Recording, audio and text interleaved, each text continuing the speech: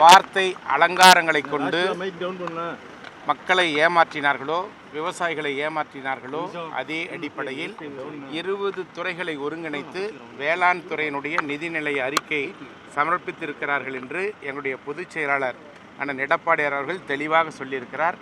இந்த நிதிநிலை அறிக்கையின் மூலமாக தமிழக விவசாய பெருமக்களுக்கு எந்த விதமான நன்மையும் இல்லை.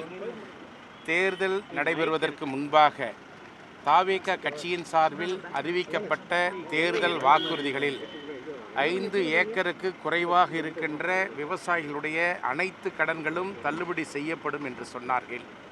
5 ஏக்கருக்கு மேலாக நிலம் வைத்திருப்பவர்கள் வாங்கிய கடனில் 50% கடன்கள் தள்ளுபடி செய்யப்படும் என்று சொன்னார்கள். சொன்னபடி எந்த விதமான வாக்குறுதியும் அவர்கள் நிறைவேற்றவில்லை. அதேபோல் நெல்லிற்கு குவிண்டால் ஒன்றிற்கு 3500 ரூபாய் தருவேன் என்று சொன்னார்கள். அதையும் இந்த நிதிநிலை அறிக்கையிலே அவர்கள் அறிவிக்கவில்லை. கரும்பு டன் ஒன்றிற்கு 4500 ரூபாய் வழங்குவோம் என்று சொல்லியிருக்கிறார்கள். அதுவும் இந்த நிதிநிலை அறிக்கையின் மூலமாக அறிவிக்கப்படவில்லை. எனவே இது விவசாயிகளை ஏமாற்றுகின்ற ஒரு ஏமாற்று பட்ஜெட் என்பதை தெரிவித்துக் கொள்கிறேன். விவசாயிகளுக்கு ஏமாற்றம் இருக்கக்கூடிய ஒரு பட்ஜெட் நீங்க சொல்றீங்க. ஆனால் இதே பட்ஜெட்டை முதலமைச்சர் வரவேற்று சிறப்பான பட்ஜெட்னு அறிக்கை கொடுக்கிறார். அவர் சொல்லுவார் தவறான தகவல். மக்கள் விவசாயிகள் தமிழகத்திலே பல்வேறு இடங்களிலே விவசாய கடன்களை தள்ளுபடி செய்யப்பட வேண்டும் என்று பல்வேறு இடங்களிலே போராட்டங்கள், ஆர்ப்பாட்டங்கள் தொடர்ந்து நடைபெற்று கொண்டிருக்கிறது என்பதை இந்த அரசினுடைய கவனத்திற்கு கொண்டு வருகிறேன்.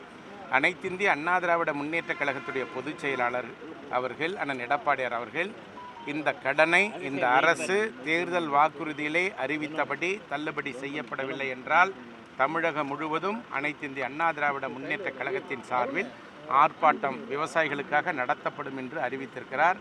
எனவே அண்ணன் எடப்பாடி அவர்கள் என்ன சொல்லுகின்றார்களோ அதற்கு ஏற்ப அனைத்து இந்திய அண்ணா திராவிட முன்னேற்ற கழகத்துடைய நிர்வாகிகள் செயல்படுவார்கள் என்பதை இந்த நேரத்தில் தெரிவித்துக் கொள்கிறேன். அமைச்சர் புசி ஆனந்த் அவர்களை அவருடைய அறையில் எஸ்பி வேலுமணி, சி.வி. சண்முகம் ஆகியோரெல்லாம் சந்திச்சு பேசியிருக்காங்க. தெரியாது, எங்களுக்கு தெரியாது. இல்லை, நான் பொதுச் செயலாளர் நான் சந்திக்க வேண்டிய அவசியம் இல்லைன்னு சி.வி. சண்முகம்லாம் சொல்றாரு. அதை பற்றி அவசியம் இல்லைன்றாரு. இல்லை, அதை பற்றி எங்களுக்கு தெரியல. அது மாதிரி சொல்லியிருக்கிறது எங்களுக்கு தெரியல. எங்கள் கவனத்துக்கு வந்து அது பொதுச் செயலாளர் முடிவு செய்வார். சபாநாயகர் இந்த தகுதி நீக்க நடவடிக்கை பற்றி ஏதாவது பேசினார்? விசாரணை நடந்துட்டு இருக்கு.